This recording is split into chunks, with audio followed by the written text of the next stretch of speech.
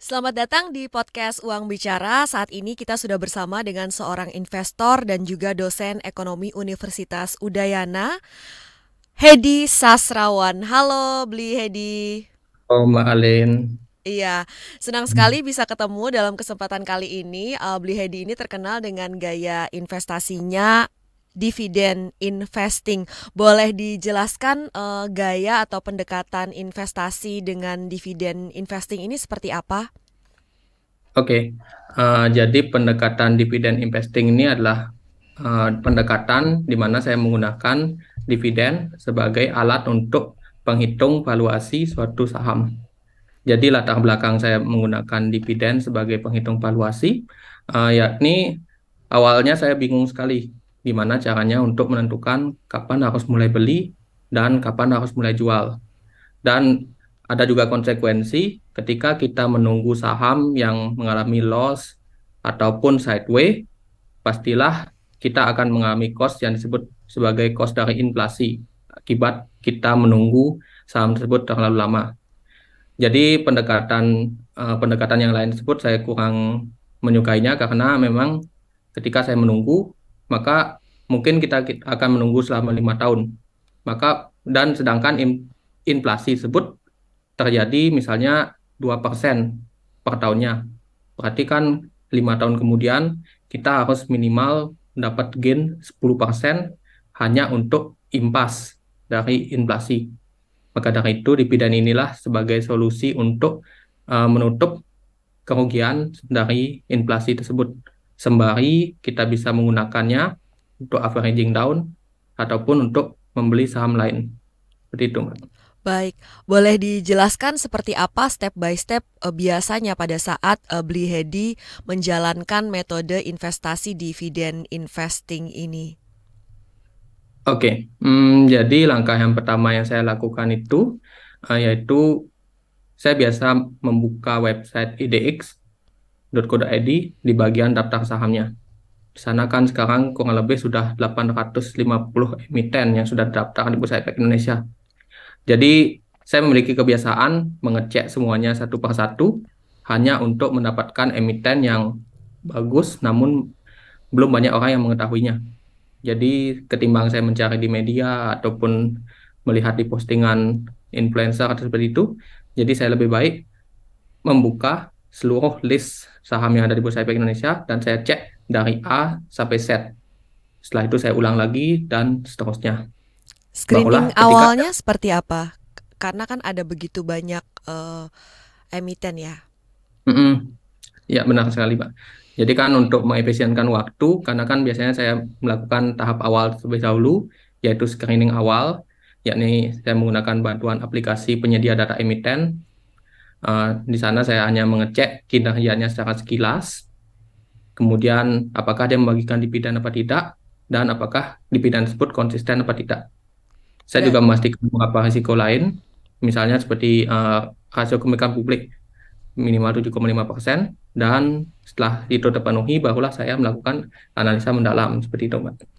Baik, jadi parameter untuk screening awal dari 850-an emiten itu adalah apakah ada laba bersih, kemudian Ya, membagikan dividen atau tidak, benar. keberlanjutan kinerjanya, rasio kepemilikan publik Hmm. 7,5% minimal ya. Ya, Pak. Baik, kemudian setelah langkah ini dilakukan, apalagi step selanjutnya, Bli? Oke, barulah kalau saya sudah menemukan saham yang memenuhi kriteria tersebut di aplikasi tersebut, barulah saya melakukan analisa secara mendalam dengan menggunakan bantuan saya biasanya membagikan template Excel analisa fundamental. Jadi kita tinggal input saja data-datanya dari laporan keuangan, barulah ketemu hasilnya. Dan saya sangat menyukai analisa secara mendalam dengan menggunakan laporan keuangan terdahulu. Jadi saya selalu berusaha mencari data dengan rentang waktu yang sepanjang mungkin. Bahkan ada beberapa emiten yang saya miliki datanya dari tahun 90-an. Jadi dengan demikian saya bisa melihat secara historis kinerjanya apakah berkelanjutan atau cuma baru-baru ini aja kinerjanya bagus. Set, Jadi yang pertama, ya. Baik, setidaknya berapa tahun terakhir itu untuk istilahnya cukup proven mm, kinerja sebuah perusahaan at least? Mungkin kalau yang paling kelihatan tuh minimal 10 tahun terakhir, Mbak. Soalnya 5 tahun tuh memang agak kurang melihatnya. Baik, 10 tahun terakhir. Hmm. Biasanya untuk dividen investing ini disarankan oleh Beli Hedi di portofolio ada berapa emiten?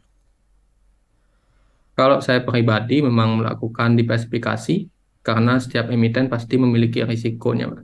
Biarpun perusahaan tersebut merupakan perusahaan yang bagus, kinerja yang berkelanjutan, pastilah ada satu momen ketika kinerjanya berbalik arah.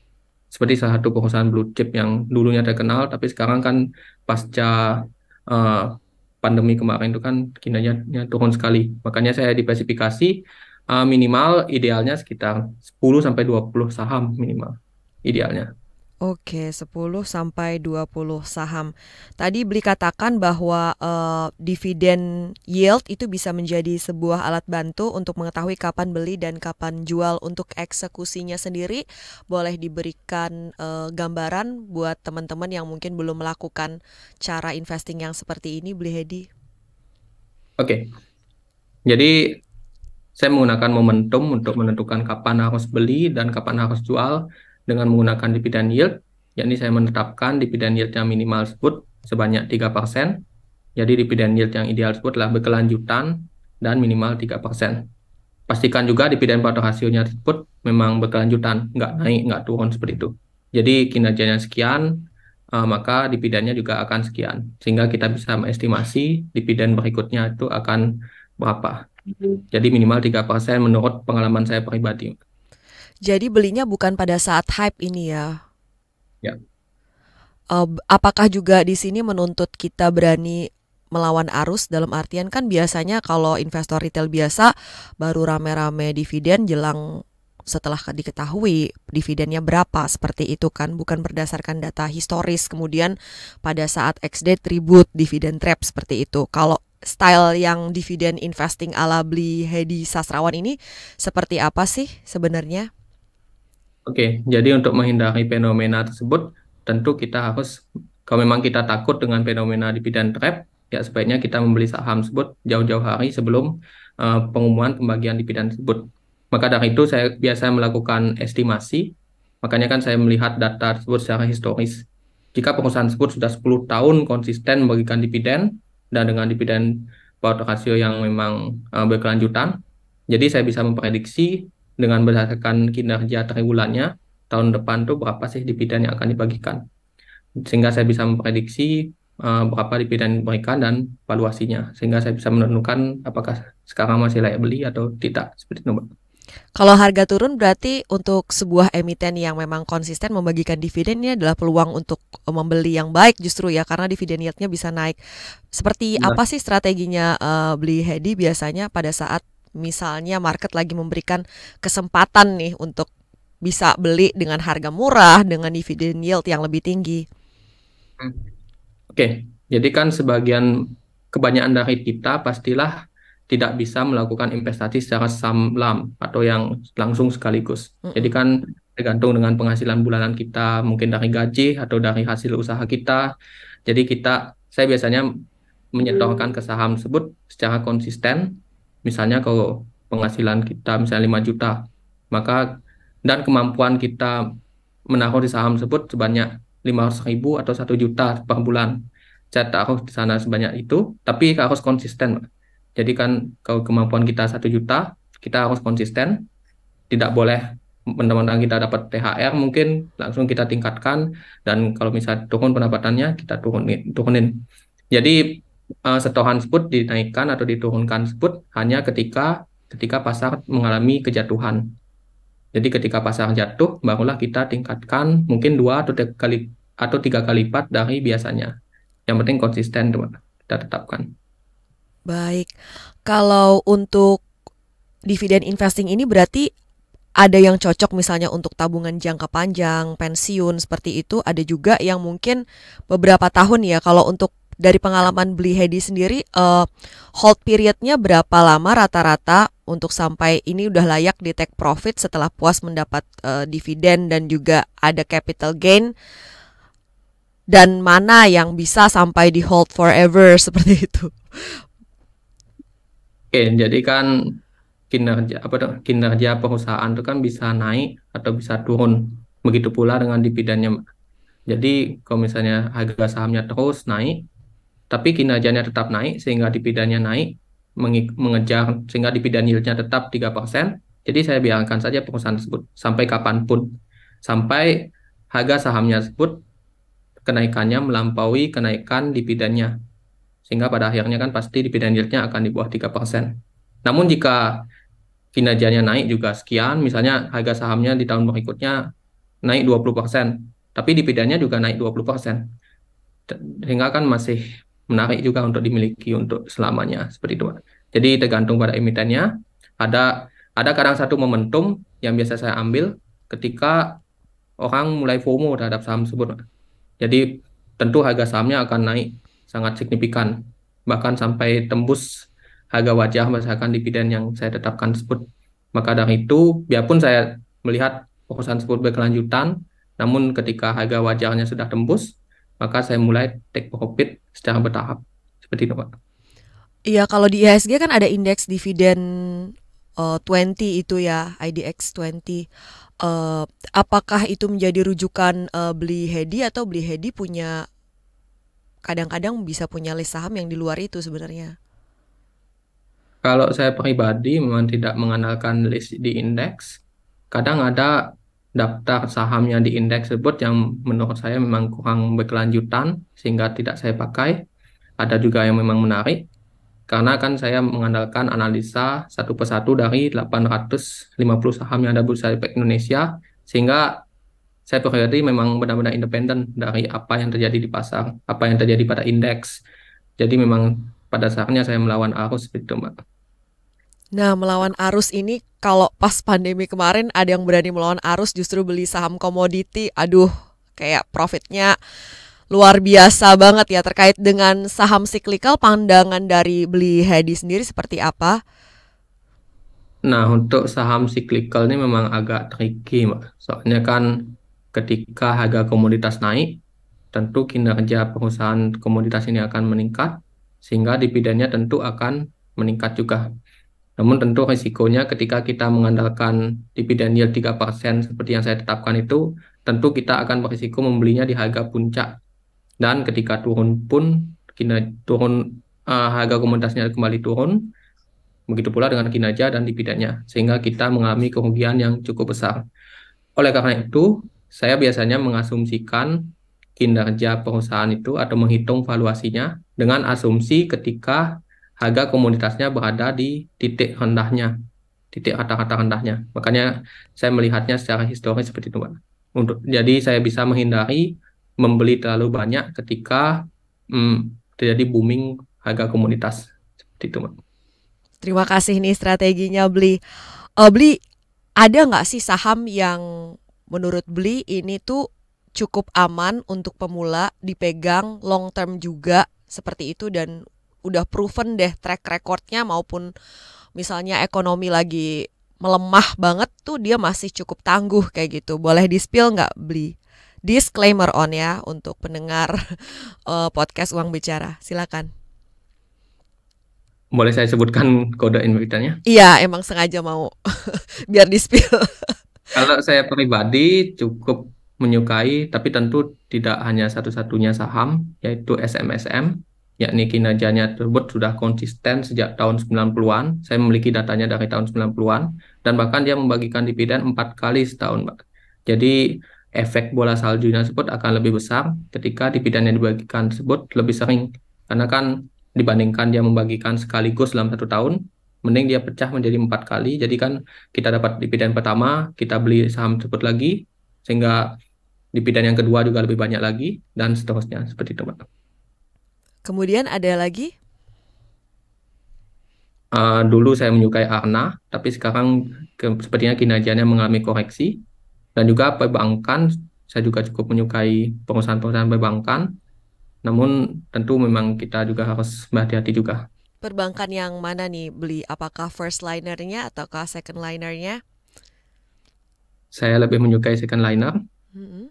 Yang lagi menarik menurut saya itu adalah BTPS, yaitu Bank BTPN Syariah. Mm-mm. Jadi saya melihat kinerjanya mulai bagus, dan FOMO dari bank syariah pada waktu awal-awal sekitar setahun atau 2 tahun lalu tersebut sudah mulai mereda tampaknya, sehingga harga sahamnya terus turun, padahal kinerjanya masih naik. Sehingga saya melihat sekarang adalah titik di mana kinerjanya tersebut sudah bertemu dengan harga sahamnya.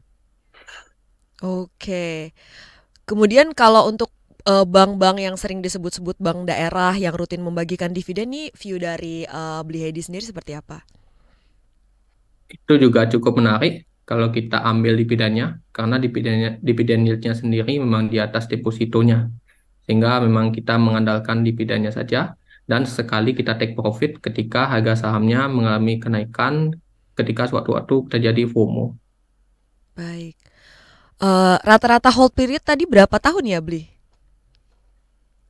Ada yang sampai 5 tahun, sampai sekarang saya pegang, dan ada yang 1 tahun biasanya, Pak. Karena kan saya biasanya emiten yang paling bagus dividennya tersebut kebanyakan di second liner. Jadi jadi harga sahamnya tersebut memang sangat kadang naik, kadang turun seperti itu, Pak. Jadi saya biasanya 1 tahun saya hold sampai dia mengalami kenaikan harga yang tidak wajar. Oh, jadi pas lagi euforia di market seperti itu ya, yang trader-trader short term pada masuk ke situ, saatnya Beli Hedi keluar seperti itu ya. Nah, Iya, menarik sekali. Baik, kalau untuk investor pemula ada tips atau saran tertentu nih untuk mereka bisa melirik style investing menggunakan dividen ini? ya. Eh, saya selalu mencamkan kata-kata Warren Buffett, yaitu yang pertama jangan sampai kehilangan uang kita di saham, dan yang kedua jangan sampai melupakan aturan yang pertama tersebut. Jadi pada dasarnya ketika kita membeli saham dengan harga yang jauh di bawah harga wajar, yakni kalau bagi saya dengan menggunakan pendekatan dividen dan membeli beberapa di antaranya, yakni dengan diversifikasi, pada dasarnya kita tidak akan sampai kehilangan uang secara permanen di saham. Kalau kehilangan sementara memang pasti, bahkan ketika pandemi kemarin pun harga saham turun, tapi pasti akan balik kembali jika memang kinerjanya memang mendukung. Gitu, Nok. Baik. Biasanya yang kalau Beli lihat di market nih, kesalahan-kesalahan apa sih yang biasanya awam banget atau common banget dilakukan oleh para retail-retail? Kebanyakan itu karena FOMO, Mbak. Karena kan kita tidak tahu saham apa yang harus kita beli, sehingga kita melihatnya dari influencer, dari media, dan sebagainya. Sehingga kan kita ikut-ikutan ya, semua orang membahas saham ini, jadi kita tanpa perlu analisis mendalam, ya kita langsung beli. Sama juga sebaiknya kita harus melakukan analisa secara mendalam, dan kebanyakan orang paling melihatnya dari aplikasi saja, aplikasi penyedia data keuangan seperti itu, Mbak. Biasanya kan rentang waktunya tuh pendek sekali, jadi eh, pandangan kita atau analisis kita tersebut masih sangat dangkal, sehingga kadang orang mengambil keputusan yang kurang tepat juga. Iya, paling 3 tahun ya kalau pakai aplikasi Pun aplikasi biasanya dari nggak aplikasi, sampai Mbak. 10 tahun gitu. Ya, makanya saya buat sendiri biasanya. Iya, emang berarti harus aktif ngulak-ngulik sendiri ya. Betul Beli, sekali. saya mau minta pandangan juga nih kalau misalnya belakangan ini kan juga banyak investor-investor yang tadinya sama sekali nggak melirik saham tapi baru berpikir akan investasi saham di usia yang sudah tidak lagi muda. Dalam artian mereka udah semakin mendekati usia pensiun seperti itu baru melirik saham jadi menjadi pemula tapi di usia yang sudah agak senior seperti ini kan risikonya lebih lagi ya menurut saya daripada anak muda.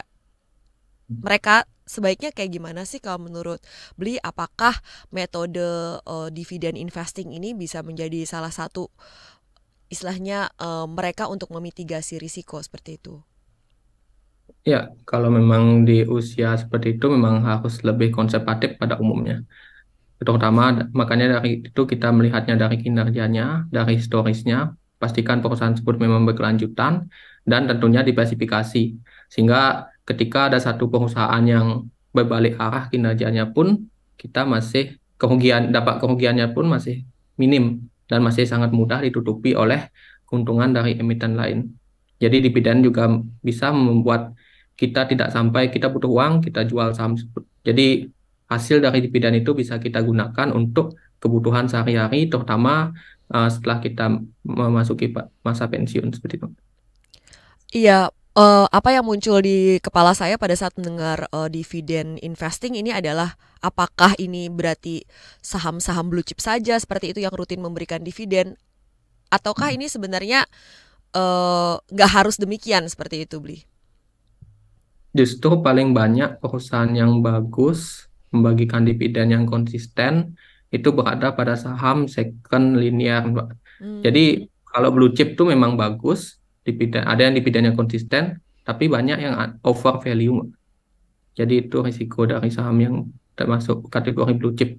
Jadi kebanyakan saya melihatnya di second linear, dan kebanyakan perusahaan tersebut memang nggak dikenal banyak orang, sehingga harga sahamnya memang nggak terlalu menyenangkan juga bagi investor kebanyakan. Oh, baik. Jadi di sini dividen tidak semata-mata faktor itu utama yang kita lihat, tapi juga valuasinya juga berarti ya, Bli. Oke, jadi ini menggabungkan antara metode value investing, tapi kita pilihnya saham yang juga membagikan dividen untuk mengkompensasi ya opportunity loss lah pada saat kita menunggu seperti itu ya, Bli. Baik. Bli, Hedi boleh kasih closing statement sebelum kita menutup bincang-bincang pada hari ini? Sepertinya serupa dengan yang sebelumnya, kita tetap mulai saja investasi dulu, kapanpun kita mulai, biarpun kita masih ragu. Cara terbaik untuk belajar investasi saham adalah langsung praktek saja dengan uang kecil saja dulu. Nanti barulah setelah kita punya uang, baru kita tambah sedikit demi sedikit. Kuncinya adalah cukup cari perusahaan yang kinerjanya bagus, konsisten, berkelanjutan, dan kalau bisa juga membagikan dividen kalau memang ada yang prefer, dan diversifikasi. Saya yakin investasi kita pasti akan aman. Terima kasih banyak Bli Hedi Sasrawan, seorang investor dan dosen ekonomi Universitas Udayana sudah bergabung bersama podcast Uang Bicara.